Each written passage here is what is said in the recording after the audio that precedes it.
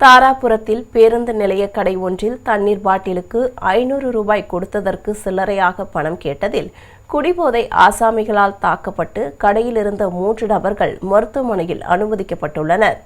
திருப்பூர் மாவட்டம் தாராபுரம் பேருந்து நிலையத்தில் ராஜா முகமது என்பவருக்கு சொந்தமான பெட்டி கடையில் 500 ரூபாய் கொடுத்து 20 ரூபாய்க்கு தண்ணீர் பாட்டில் கேட்ட நபரிடம் சில்லறையாக பணம் இல்லையா என்று கேட்டதற்கு அங்கிருந்த ஆட்களை திரட்டி குடிபோதை ஆசாமி கடையை அடித்து நொறுக்கியும் கடையில் இருந்தவர்களை ஆபாசமாக திட்டியும் கொலைவெறி தாக்குதல் நடத்தியுள்ளார். இதில் படுகாயமடைந்த ஒரு ஆண் 2 பெண்கள் உட்பட 3 பேர் மருத்துவமனையில் அனுமதிக்கப்பட்டுள்ளனர். இதையடுத்து கொலைவெறி தாக்குதலில் ஈடுபட்டோர் மீது உரிய நடவடிக்கை எடுக்க வேண்டும் என்று பாதிக்கப்பட்டவர்கள் கோரிக்கை விடுத்துள்ளனர்.